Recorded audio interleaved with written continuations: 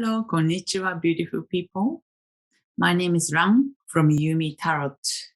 And this is my very first video on YouTube. And I think it is a great time to use a hashtag made by Hermit all about tarot, as he recently kind of rejuvenated as all about tarot 2012. So 2022, sorry. So also it's a great idea to start my very first video with this hashtag so that you get to know a little bit about me and my tarot journey. So let's start. Let's jump into it. So the first prompt is my first tarot deck and how I encountered it. So my very first tarot deck is actually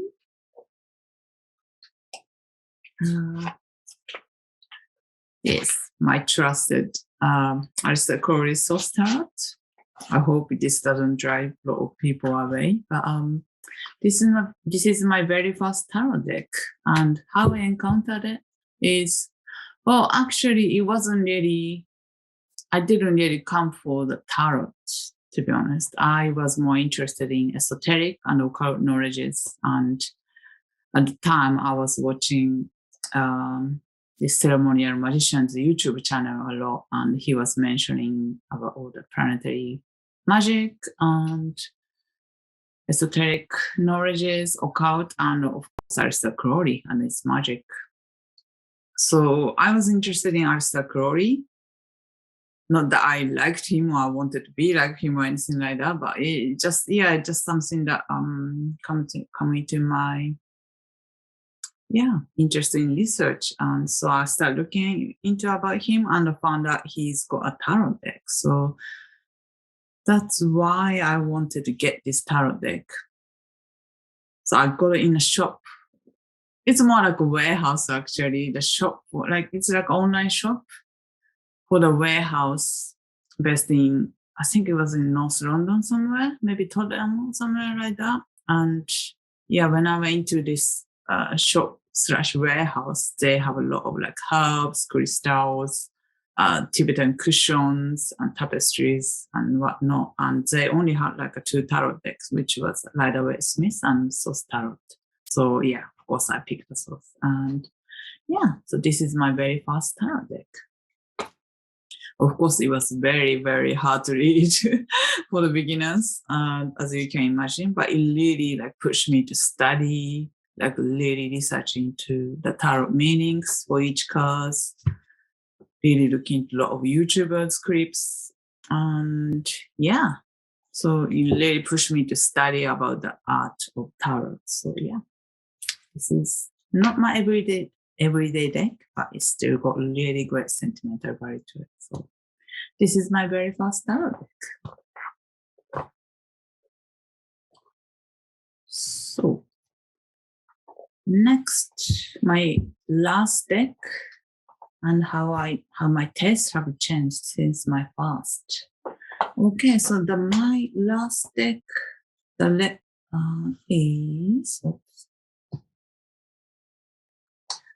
last deck I got is actually I got this one, Source Etera, the Book of Source Etera Tarot. I got it 2 months ago. And this is the deck I've been using every day at the moment. So it comes in quite cute box. It looks like a book. And basically I love the vintage pip decks. Basically, I love vintage Marseille style deck because it's just so the pip decks are so simple and at the same time it's very ornamented. And when I was researching to when I was going through my wish list to see which tarot deck I wanted to get, it came to me. I think what I decided was, of course, this deck is famous for, a lot of people know this deck for its Sun card. Sorry, I can't find it, of course. Sun card and Death card, funky Death card. And when I found this card, this very first Etera card, Chaos. when I saw this card, I was like, oh my gosh, I really need to. I don't know, it just this visual really spoke to me and I really wanted to get hold of it. I don't know, I just wanted to know about the deck. And of course, this has a different system, little bit different meanings for each cards, and some numbers are different as well. So it's been quite challenging for last few weeks actually. So this is a sun card, you might know, and this is a death card, you probably know, you have seen. But yeah, I mean, it's been growing on me. I've been using it every day, and it's been and studying the meaning for each card every day, and it's quite interesting to kind of compare the difference and similarity with the modern tarot deck. The modern tarot deck meanings, because some of them are like totally opposite, or some of them are like the same. So yeah, it's been a great study deck for the last few weeks. And just love this chaos card. So this is my very last deck. My taste has changed. I don't know. I guess I appreciate more of like vintage, classic style, I guess. So yeah, hence I got this quite old school deck style. As well as interesting modern decks. So I don't know. I think my taste in the visual art as a whole is kind of expanded, because under the one roof of tarot, it just everything, I started to appreciate every style of the art. So yeah, so that's how my taste has been changed, I guess. So next prompt, why tarot? Why? Just love it. I just love, well, basically I'm a designer, illustrator as a trade.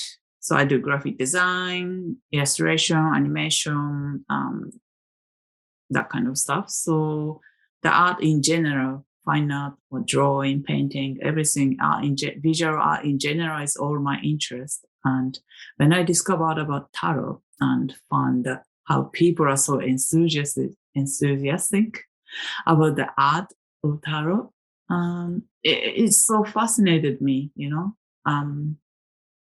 it's so fascinating that how passionate people are about tarot, which, I became one eventually, and how fascinated, and and people devote their life to it, and I find it so interesting, and I just love it. I've just been geeking out about it since I discovered it. It wasn't, too long ago, I guess maybe like 5-6 years ago, but because I love it. I love the artwork. I love the history. I love the people and the passion, and behind it. And of course, the esoteric knowledge it can come out, and all the different things could be related to, like astrology, numerology. Yeah, all the bits. I love it. So the next prompt is tarot pet peeves. I don't really have pet peeves, to be honest. Maybe I'm just too, I don't know. If anything, maybe I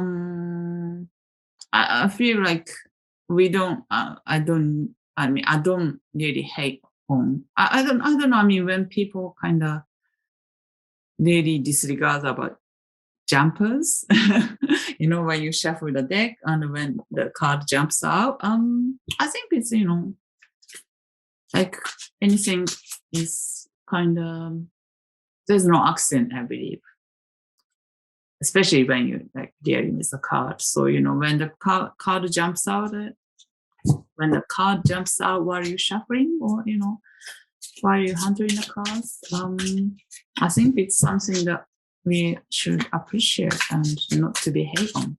I guess that's why my pet peeves. So pet peeves for the people who hating on the jumpers. I would say appreciate jumpers. Yeah. So next prompt is favorite tarot spread. Again, to be honest, I don't really have a spread. I don't really work with particular spreads. For me, it's about like how each cards kind of create the meanings as a whole and how it relates to each other. So, but if anything, because I pull every day 3 cards spreads. So yeah, 3 cards spreads, and maybe sometimes like 6 cards and 9 cards, 3 cards and another 3 cards underneath as a clarification. That is my favorite spreads, I guess. So yeah, so that's my favorite spreads. And next prompts, my preferred tarot system. I would say Marseille. Yeah. Even though I started with Source Tarot, I studied Rider Waite Smith. Of course. Yes. Or the tarot decks or tarot YouTube channel or videos, everything I read, most of them are based on, Rider Waite Smith image. So yeah, I started with Source Tarot. I studied Rider Waite Smith. However, I would say my absolute favorite is Marseille. Because I don't know, I like decks, well done decks, of course, and I love the fact that it gives more room for us to interpret our own ideas. And I love I'm interested in numerology, even though I'm not too savvy on it. So yeah.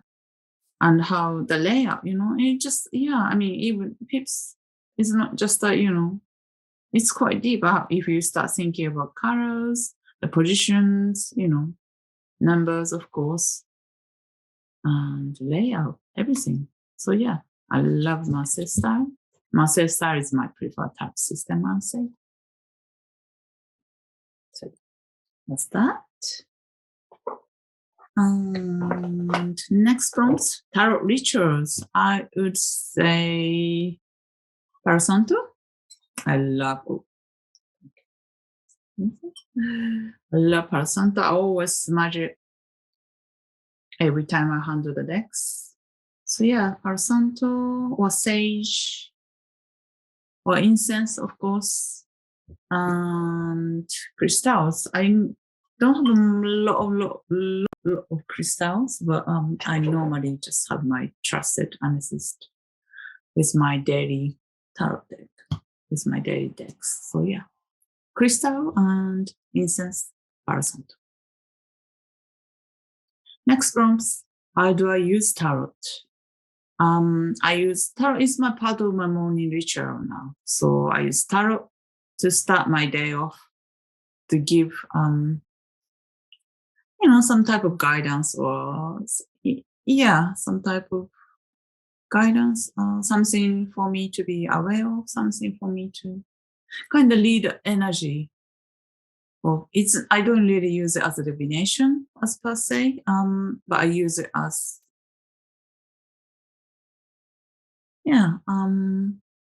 to check my inner voice, I guess, because I use tarot to kind of hear my voice, my inner voice, to check on like what my mind is saying to myself, I guess. Yeah. So yeah, I use tarot as a morning ritual to check my inner voice and to check the energy of the day or that morning to guide myself throughout the day. So yeah, that's that. And next prompt is my significator card. I have, and actually next 2 prompts, I have to combine 2 together. So next prompt is my significator card, and the next one is most expensive tarot preparation. So I have to say this is my absolute favorite deck ever so far. Is Lucy's Pagan Otherworld, of course. And yeah, I mean, I know it's not that expensive in compared to other people, like, it's not like hundreds of pounds, but like at the time when I acquired it, it was most expensive. I thought about it over and over. I think I paid about like maybe 80 something quid with shipping. Yeah. So I've been thinking about it. I've been seeking for it because I just love the artworks. And when I found out about the second release, the restock, I was like, I kind of have to get it. So I made a big jump, and I never, ever, ever regretted each penny it's been spent on this card. Oh my God. As soon as I touched the card stock, it's just all the presentation, how the, gold emboss and all the stickers, all the branding. Oh my God, Lucy. I love Lucy Studio. They're gorgeous. What they do is absolutely amazing. And yeah, as soon as I touched the deck, it was like, it shuffles like a dream, shuffles like the cream. And the artwork is so gorgeous. And yeah, I just love it. And I just related to it. And I even love all this. I put this moon phase card. I always have it on my altar and change it as a moon phases because it's really useful as well. And of course, and it leads to my significator card question. When I saw this world card, oh my gosh. The world card, when I saw this world card, basically I was dressing. I mean, I wasn't bare naked once, but I like that. But I saw myself in this image straight away because after the meditation, I used this like type of show, yellow or /orange show when I do meditate. So it was just after the meditation, I was handling the card. So I was having this show type thing, and I was having this Palo Santo in my hand to smash the deck, just like she's holding, I think she's actually holding like a whistle or something, but some type of stick. So it just like, I was like, oh my God, this is me when I saw this card. So like this card became my significator card eventually. So the world card is my significator card, I feel now. And this deck is the most expensive tarot equation for me at the moment. Of course, I think it's going to kind of top up anytime very soon, but yeah. And this is my most favorite card as well. So that's it.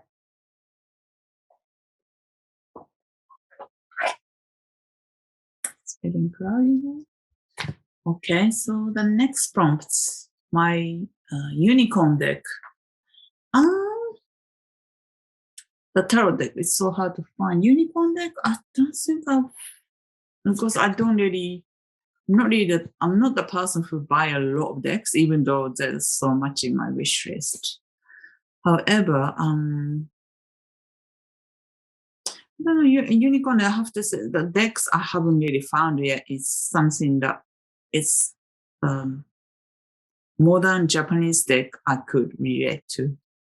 I'm Japanese. I was born in Japan.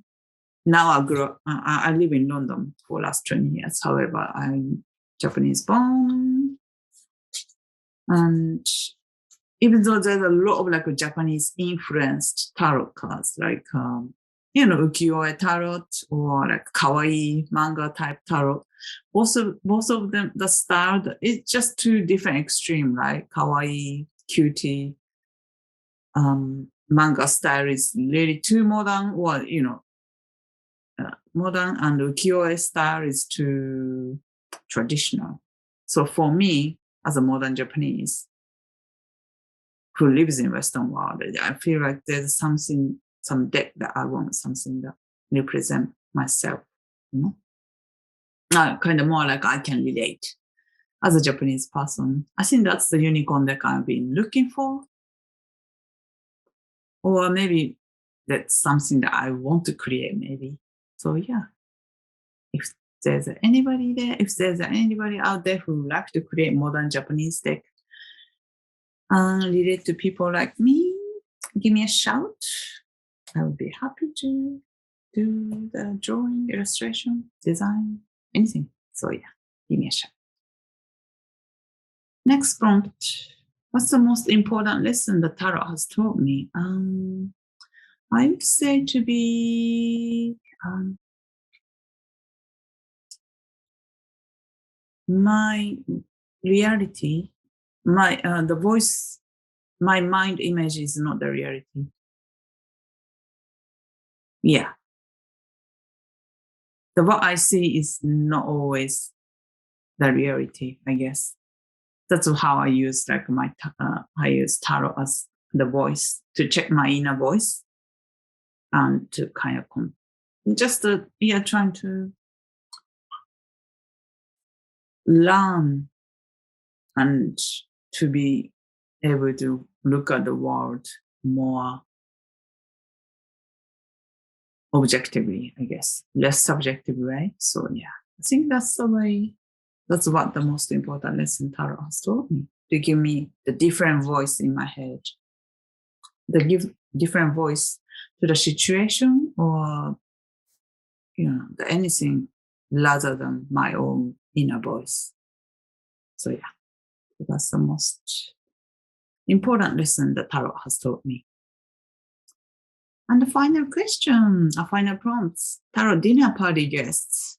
I have to say, I mean, there's a lot of tarot artists, tarot YouTubers, tarot readers. I love to have a dinner party with. So I have to say it's